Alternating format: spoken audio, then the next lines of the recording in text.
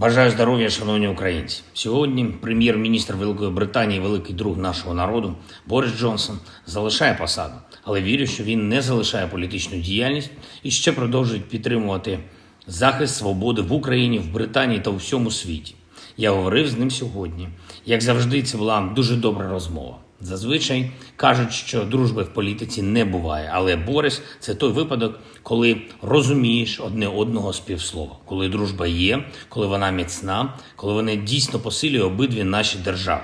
З перших хвилин російської повномасштабної війни проти України і Європи Борис був з нами.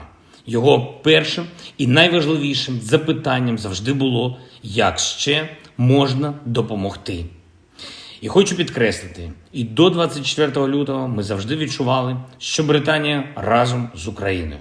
Нам за кілька років дійсно вдалося вивести українсько-британські відносини на найвищий рівень за увесь час нашої незалежності. Це безпрецедентно високий рівень. Ми підписали дуже амбітну угоду про політичне співробітництво, вільну торгівлю, стратегічне партнерство. Ми зробили дуже багато для посилення зв'язків між нашими суспільствами, економічних, соціальних, культурних. Ми започаткували програму оновлення українського флоту. І зараз, у час повномасштабної війни, домовились про конкретну участь Британії в програмі відбудови України після бойових дій. Сьогодні я подякував Борису від імені усіх українців. І я впевнений, що це дійсно багатомільйонне українське дякую. Вже чекаю, коли можна буде продовжити нашу співпрацю з Борисом у його новому статусі. І не менш чекаю початку співпраці з новим прем'єр-міністром Великої Британії пані Ліз Трас. Ми в Україні добре її знаємо. Вона завжди була на світлій стороні європейської політики. І я вірю, що разом ми зможемо зробити ще дуже багато для захисту наших народів і для провалу усіх російських деструктивних зусиль. Головне – зберігати нашу єдність, а це обов'язково буде. Сьогодні ж говорив з президентом Франції Еммануелем Макроном більш ніж 1,5 години, дуже змістовні переговори. Передусім про ситуацію на фронті, про оборонну підтримку України. Я вдячний пану президенту та усьому народу Франції за незмінне прагнення захистити наші спільні європейські цінності, нашу спільну об'єднану Європу. Окремо і дуже детально зупинились на ситуації на Запорізькій атомній станції. Обмінялися оцінками результатів місії МАГАТЕ на станцію. До речі, завтра мають бути представлені висновки місії. Сподіваюсь, що вони будуть об'єктивними.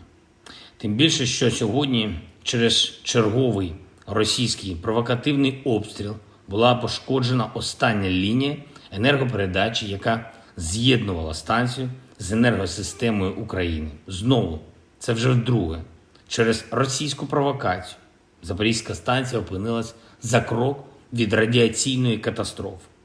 Вважаю той факт, що Росія робить це саме зараз, саме напередодні висновків МАГАТЕ, дуже красномовним. Обстріл території ЗАЕС означає, що державі-терористу все одно, що скаже МАГАТЕ. Її не хвилює, що вирішить міжнародна спільнота. Росія зацікавлена тільки в тому, щоб ситуація залишилась найгіршою і найдовше. Це можна виправити тільки посиленням санкцій, тільки офіційним визнанням Росії державою-терористом на усіх рівнях. Україна має дуже чітку, прозору і чесну позицію. Поки ми контролювали станцію, там не було жодної загрози радіаційної катастрофи.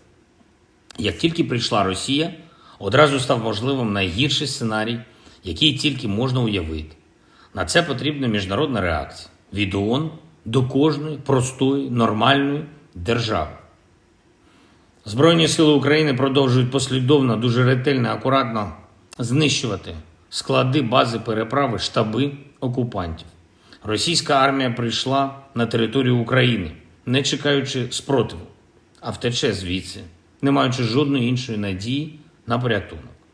Я хочу ще раз подякувати усім нашим захисникам і захисницям, нашій розвідці, Службі безпеки України, які роблять все, щоб окупантам щодня ставало все складніше перебувати в Україні. Також хочу подякувати усім нашим людям на тимчасово окупованих територіях, які допомагають нашій армії знищувати об'єкти загарбників. А особливо хочу сьогодні подякувати бійцям однієї з наших реактивних артилерійських бригад, які своїм влучним вогнем знищили саме той російський склад, з якого окупанти брали ракети С-300 для бомбардування Харкова.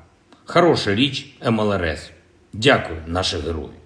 Обов'язково буде окупантам відповідь і за сьогоднішній ракетний удар по Кривому, і за постійні обстріли Зеленодольська, обстріли Нікополя, Чернігівської, Сумської областей, Харківщини, міст Донбасу та усієї нашої території. Вічна слава усім, хто захищає Україну. Вічна пам'ять усім, хто віддав своє життя за незалежність нашої держави. Слава Україні!